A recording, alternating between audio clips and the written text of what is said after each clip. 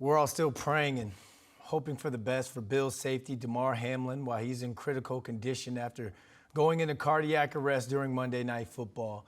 Well, Matt Perrino is Bill's beat writer for Syracuse.com, and he's done multiple interviews throughout the day on Hamlin, and he joins us now with any possible updates and to talk about who Damar Hamlin is as a person. Matt, I see you sitting in the car right now in the parking lot of the hospital where he is right now.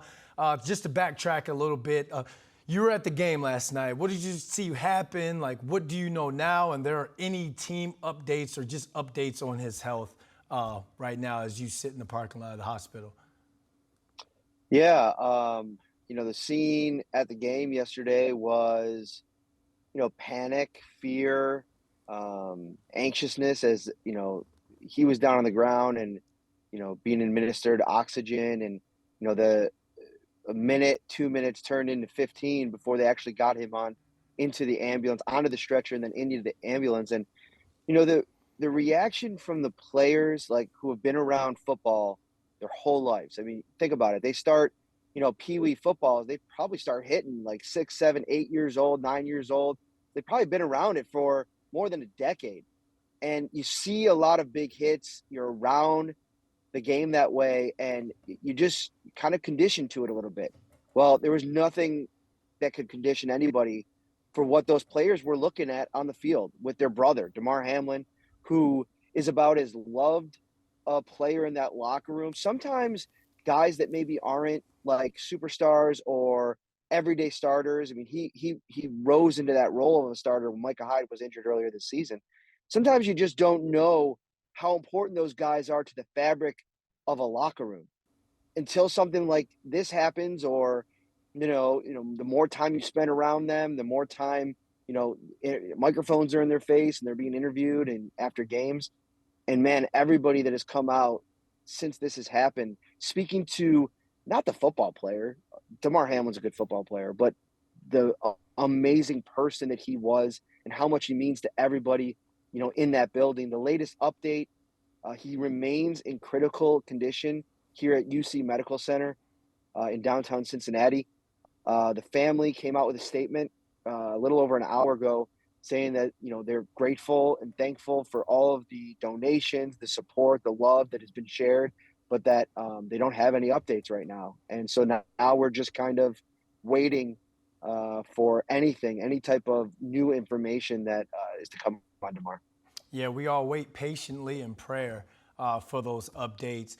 Last night, this is something that's really buzzing on social media right now. The NFL has claimed that there was no plan to restart that game. And on TV, we heard repeatedly ESPN's coverage on Monday Night Football saying that the players were given a heads up for 5 minutes to restart that game.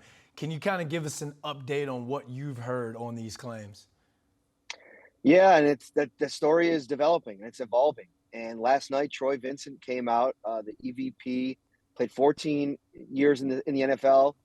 He's the EVP of game day operations, and definitively said it was ridiculous that anybody would make the assertion that the NFL ever considered for a moment restarting that game. Now, fans that were watching the broadcast heard Joe Buck say that the players were out on the field and were going to get a 5-minute warm-up before the game was to start again. Now, the Bengals never came off of their bench, and eventually, seconds later, a minute later, however long it was, Zach Taylor, credit to him, walked over to Sean McDermott and they conferred with the officials. And then obviously they made the wise decision, and the league was apparently involved. ESPN just came out with a statement here in the last 20 minutes that said they were in direct communication with the league. They were made it a point not to guess, I'm paraphrasing there, on anything that was happening on the field. They were taking their direction from the league. So, yeah, it definitely doesn't add up there. I don't know if the idea may have been for the NFL to get the players in a warm-up while they figured things out. And to a degree, Brandon, I can understand that because it is a real-time, once-in-a-generational kind of event. I mean, this is something I've covered football for 5 years. I covered the UFC, MMA for 5 years. I've been around violent sports and big time knockouts and hits. And I've never seen anything like that before. I agree with Troy Vincent, who played 14 years and also said he'd never seen anything like it.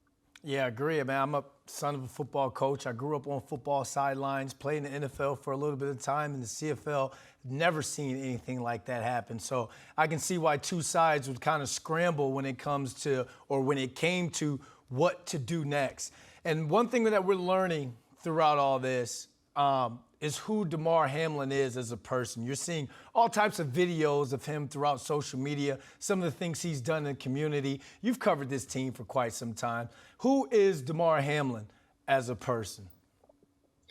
He's the ultimate giver, right? Like, and I think you need a healthy amount of those in an NFL locker room, right? Because there's going to be guys that are superstars, get a lot of the attention, but to create the culture that Sean McDermott has and Brandon Beane have really perfected in their 6 seasons in Buffalo, you need guys that are willing to come in and do things behind the scenes that bring people together. And the way, the reverence in which the players are talking about him, Roger Saffold came out, just called him just such a giving person. Tommy Sweeney, backup tight end, talked about his experiences with him in a statement just recently as we were kind of going live here. And,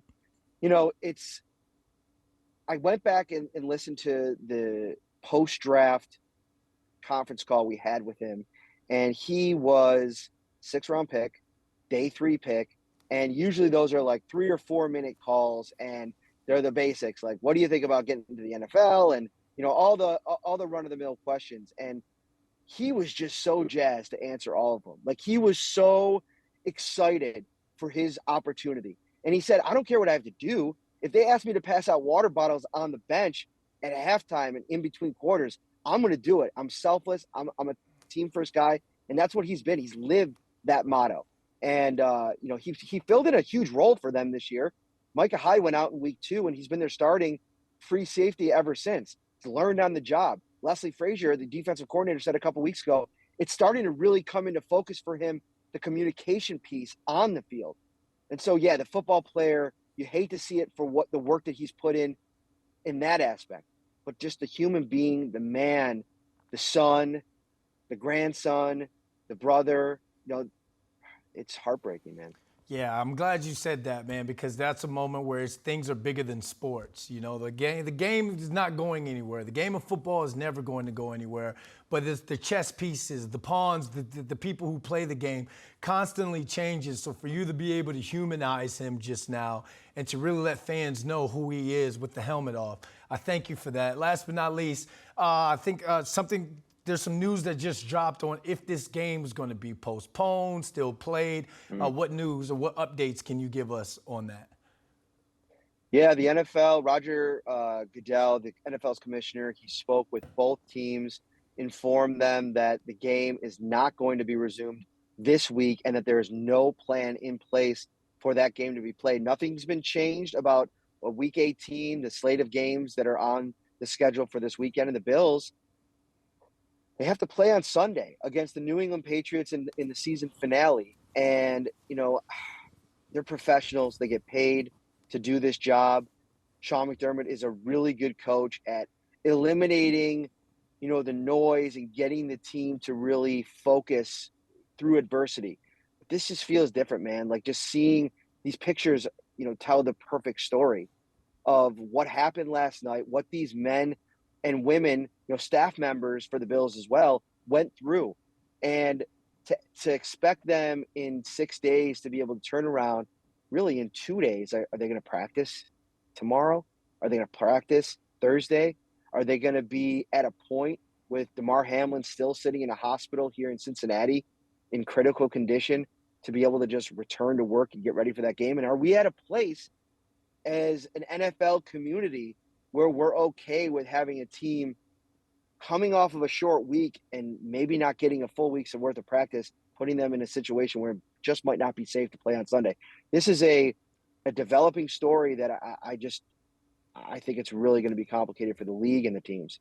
Well, we're going to stay locked into you and other media personalities out there who are keeping us updated with these up-to-the-minute updates. And Matt, we thank you for taking the time out of your day to join us, man. Thank you for having me. Take care.